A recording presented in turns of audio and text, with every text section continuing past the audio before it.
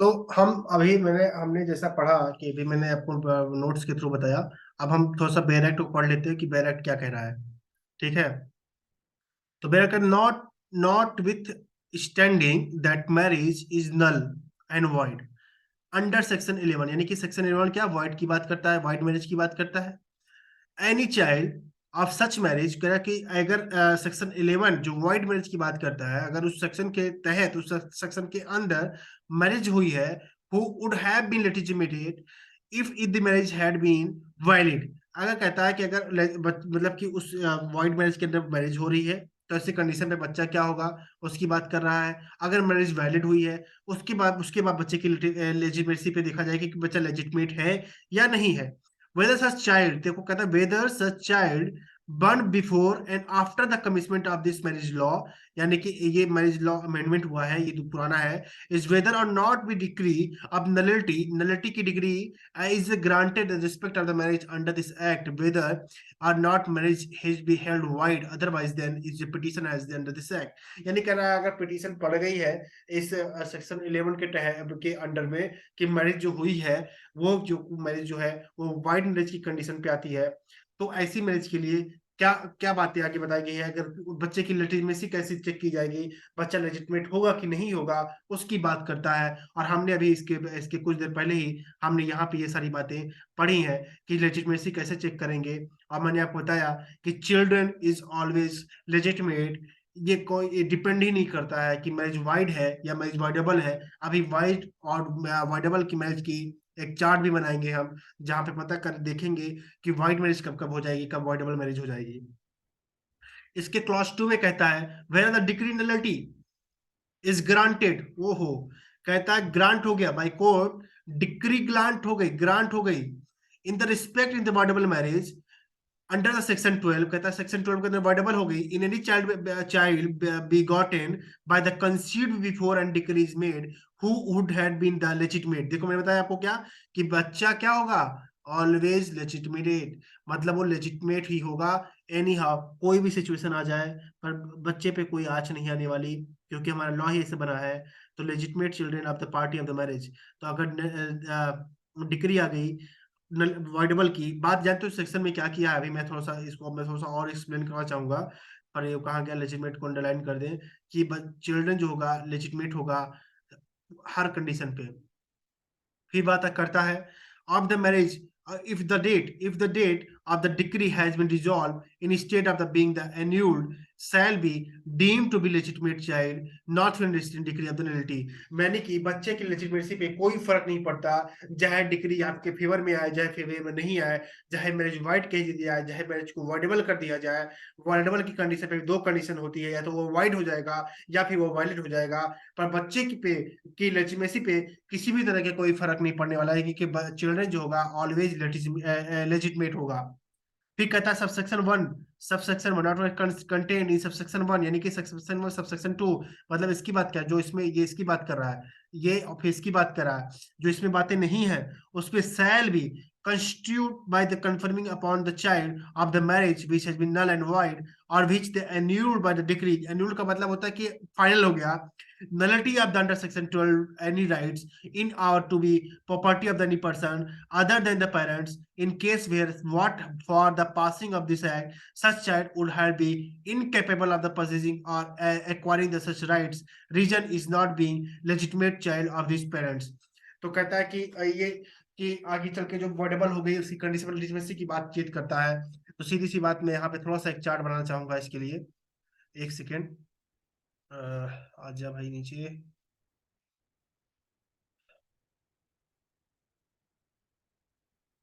अच्छा अच्छा, ठीक है। सॉरी, ये है हमारा। तो भाई सेक्शन जो था हमारा सेक्शन था अभी 16। सेक्शन 16 जो था हमारा वो चिल्ड्रन की बात करता है कि उसकी लेजिटिमेसी कैसी होगी। तो ये हमने पढ़ा कि ये कैसी होगी, चिल्ड्रन जो होगा, चिल्ड्रन ऑलवेज लेजिटिमेट। ये तो हो गया आपका। बट अब इसमें मुझे दो चीजें आपको बतानी है। ये तो आप इसको नोट करके, आपका ये क्वेश्चन आने के चांसेस भी है और ये इंपॉर्टेंट भी है। बात करते हैं कि मैरिज जो होती है वो दो तरीके की हो सकती है। कब कब मैरिज वाइड होगी, कब कब मैरिज जो है वो वाइडेबल होगी। ये साथ साथ में नोट करते रहेंगे आप। मैरिज कब वाइड होगी और मैरिज कब वाइडेबल होगी। तो मैरिज कब वाइड वाइडेबल, सेक्स वाइड किस में है, सेक्शन 11 में बात करता है वाइड मैरिज की। तो आप बढ़िया सा इसको लिख लेंगे।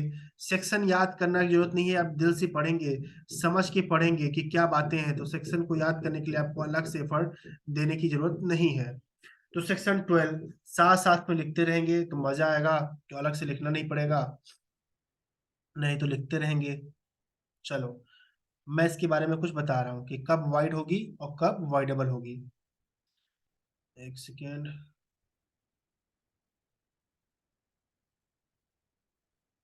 हाँ ठीक है, देखिए।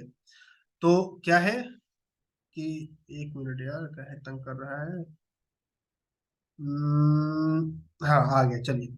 तो लिखिए, इसमें लिखेंगे पहला पॉइंट वाइड में लिख रहे हैं। पहला पॉइंट हम, पहला पॉइंट वाइड में हमारा, वाइड में पहला, पार्टीज हैज अगर पार्टी, पार्टी हैज, अब पार्टी में दोनों हो गए, हस्बैंड भी हो गया, वाइफ, हस्बैंड भी हो गया, हस्बैंड भी हो गया और वाइफ भी हो गई, दोनों में से कोई भी हो सकता है। हैज आई स्पाउस, स्पाउस की मतलब सोचते हो, दोनों दोनों ही कंडीशन पे आ जाता है ये। स्पाउस लिविंग, जिंदा होना चाहिए, living during the, during the second marriage. पहला पॉइंट हो गया। अब इसमें देखो, ये लिखते वक्त आपके माइंड में आ जाना कि मैं बात कहाँ से लिखा हूँ। ये सेक्शन 5 की, सेक्शन 5 की पहली बात है, पहली बात ही सेक्शन 5 में ये लिखा गया है। ठीक है, पर मैं आपको समझने के लिए, इसमें और आसानी से लिख दे रहा हूँ। फिर स्पेंडर रिलेशनशिप में मैरिज नहीं हो सकती। तो अगर स्पेंडा है, स्पेंडर रिलेशनशिप में मैरिज हुई है, तो वो भी मैरिज क्या हो जाएगी, वाइड हो जाएगी। और तीसरे तीसरा पॉइंट है कि अगर प्रोहिबिटेड रिलेशनशिप में, प्रोहिबिटेड रिलेशनशिप में जहाँ के लिए लॉ ने सीधा सीधा मना कर रखा है कि आप शादी नहीं कर सकते, अगर उसमें आप करते हैं तो मैरिज कैसी होगी, वाइड होगी। तो ये जो तीनों कंडीशंस हैं हमारे पास, इस तीनों कंडीशन पे अगर मैरिज आपकी होती है तो क्या उस कैसी मैरिज कहलाएगी, वाइड मैरिज कहलाएगी, void marriage is eyes of law. तो ये वाइड मैरिज हो जाएगी। अब हम बात करते हैं किसकी, अब हम बात करते हैं वॉइडेबल मैरिज की। तो वॉइडेबल कब कब हो जाएगा। तो वॉइडेबल की कंडीशन पे पहली बातें लिखेंगे हम। पहली बात क्या है, पहली बात है नो कंसेंट, जहां पे कंसेंट नहीं दिया पार्टी ने, कोई भी पार्टी हो सकती है। कंसेंट, नो कंसेंट, इसकी कंडीशन लिखिए, कैसी कंडीशन हो सकती है, कब कब। पहला, अगर वो अनसाउंड माइंड है, अनसाउंड है, अनसाउंड माइंड अगर है, अगर अनसाउंड माइंड है तो। फिर सेकेंड है मेंटल डिसऑर्डर, मेंटल डिसऑर्डर है उसे, मेंटल डिसऑर्डर है तो। फिर रिकरेंट एटलीस्ट ऑफ द इंसेंटी, तो यानी कि हम लिख सकते हैं इंसेंटी, इंसेंटी अगर आती होती है तो ये सब, ये इसी कंडीशन पे अगर वो कंसेंट दे दिया है या दे दी है, तो मैरिज कैसी मैरिज होगी, वो मैरिज वॉइडेबल मैरिज होगी, सीधी सी बात है। ये तो हमारा था पहला पॉइंट, ये हमारा था पहला पॉइंट। दूसरा पॉइंट लिखेंगे, इसमें आगे बढ़ेंगे, कब कब अवॉइडेबल होगी। तो मैरिज हैज बीन, लिखिए marriage, marriage, marriage has been not been, not, marriage has not been, marriage has not been consumed, consumed of owing to the impotency. इसको आप अंडरलाइन कर लेंगे, आपको याद करने का यही ये तरीका बस है कि अगर इम्पोर्टेंसी है, और इम्पोर्टेंसी किसको होगी, लड़के की होगी, लड़कियों को तो इम्पोर्टेंसी होती नहीं है। तो जो इम्पोर्टेंसी होगी वो लड़कों के लिए है। तो भाई अगर ये इम्पोर्टेंसी पता चलती है शादी के बाद, शादी हो गई भाई, जब तक वो फिजिकल रिलेशनशिप बनाए गए थे तो पता कैसे चलेगा कि इम्पोर्टेंसी है उस बंदे में। तो ऐसी कंडीशन पे अगर पता चलता है, क्योंकि वो शादी के बाद पता चलेगा, तो ऐसी कंडीशन पे जो उसकी वाइफ है, जो गर्ल है, वो उस चीज को क्या कर सकती है, चैलेंज कर सकती है, और अपनी शादी, अपनी मैरिज को क्या कर सकती है, वाइड कर सकती है, क्योंकि वो बातें क्या हुई है, उन्होंने बताया नहीं है। ठीक है, रिस्पोंडेंट। ठीक है, अगर मैरिज करने से पहले इम्पोर्टेंसी के बारे में बताया नहीं कि मैं इम्पोर्टेंसी, मुझे इम्पोर्टेंसी वाली बीमारी है, मैं इम्पोर्टेंट हूँ, ऐसे कंडीशन पर अगर उसने आपको बताया नहीं है, इन्फॉर्मेशन आपसे हाइड रखी गई है, डिस्क्लोज नहीं की गई है, तो आप उसे वॉइडेबल के लिए जा सकते हैं। और हमने इसे डिटेल में पढ़ा है, ये चीजें वॉइडेबल की कंडीशन में हमने इसे डिटेल में पढ़ा है कि आपको 1 ईयर्स के अंदर अंदर चले जाना है। अगर बात 1 ईयर के बाद आप जाके कोर्ट ऑफ लॉ में चैलेंज करते हैं, बाई कोर्ट जाते हैं आप, तो ऐसी कंडीशन पे आपकी बात सुनना थोड़ा सा दिक्कत वाला मामला हो जाएगा। तो इसलिए एक बात, इसे कुछ लोग होते हैं तो 1 साल तक छुपा के रखते हैं, बाद में बताते हैं कि 1 साल तक का टाइम है। लॉ जो पढ़ा है, जो लॉ नहीं पढ़ा है वो तो बहुत सारी गलतियां करते हैं। फिर कंसेंट, तीसरी कंडीशन, दूसरी कंडीशन बहुत इंपॉर्टेंट है। तीसरी बात देखिए, तीसरी बातें हैं consent, consent by force, insist करके, फोर्स करके आपने कंसेंट लिया है, ऐसी कंडीशन पे भी क्या होगा, वो मैरिज क्या हो सकती है, आगे चल के वॉइडेबल हो सकती है। इसमें कुछ समझने वाला है नहीं। और लिखे फोर्थ, इफ गर्ल, एक मिनट में इसे नीचे कर लूं क्योंकि आएगा नहीं। If girl at the time, at the time if girl at the time of marriage, of marriage pregnant, pregnant हो गई है वो, pregnant by some other person,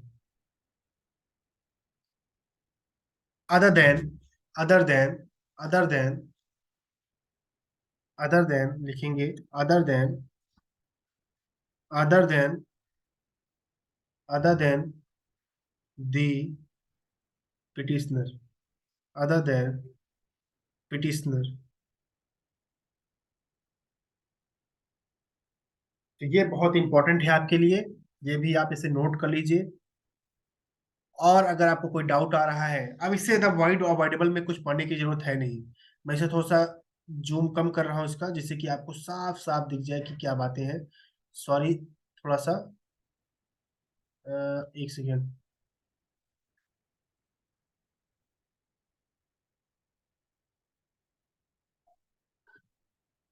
एक सेकेंड, एक सेकेंड, एक सेकेंड, एक सेकेंड।